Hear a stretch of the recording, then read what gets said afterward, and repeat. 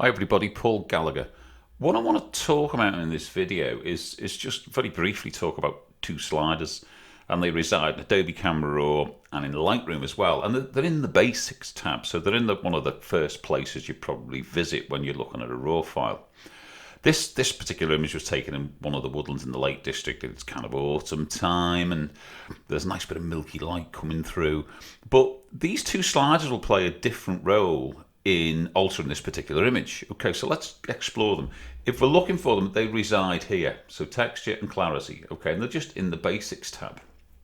So what do they do? Well, they work very differently from each other. The clarity slider, some people are mistaken for thinking it kind of makes things look sharper. Well, it doesn't sharpen anything, okay? So don't be fooled and think it's sharpening your image. If your image is slightly out of focus or you've got some camera movement, it won't help that at all. Because what the clarity slider is doing is just altering and trying to separate out mid-tone contrast. That's all it's doing, okay?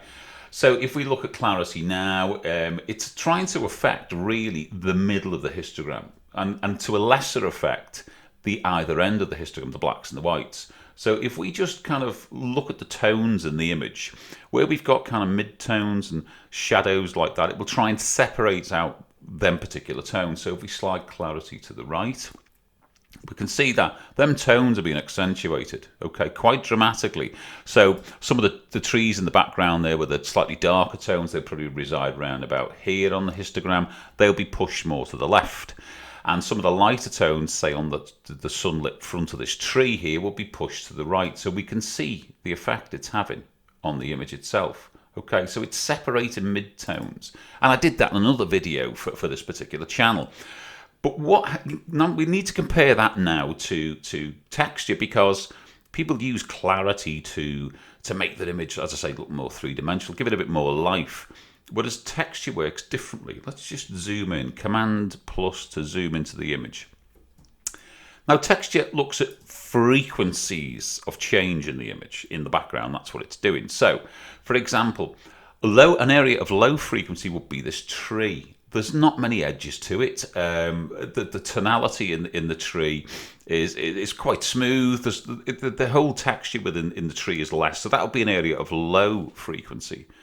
An area of high frequency would be over here in these leaves and the trees. There's a lot going on. It's quite chaotic. It's quite busy, and therefore texture would pick these leaves out very, very effectively indeed. So let's dive in and have a look.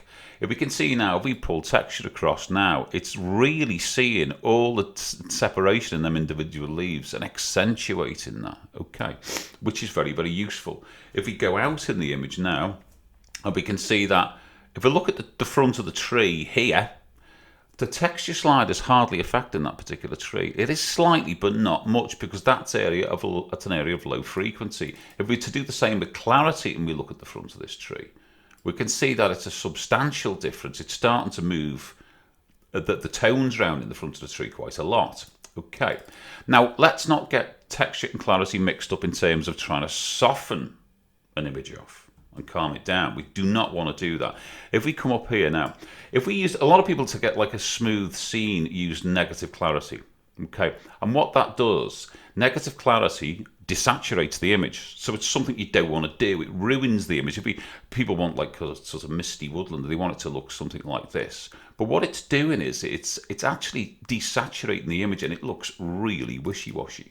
Okay, however, if we keep an eye on these particular leaves just hanging over here, if we use negative texture, say we don't want it to look clean and crisp, we want it to look very smooth and soft, negative texture will not desaturate these leaves. If we bring that to the left now, it will take the edge off, but it keeps the saturation more or less the same.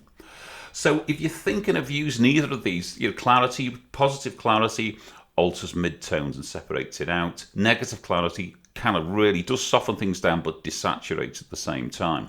Texture looks for areas of high frequency where the image is kind of busy, and positive texture increases the crispness of them fine detail areas. Negative texture will do a better job than clarity because it won't desaturate, but it will soften the image off. Okay, go and have a go with the images. Thanks a million.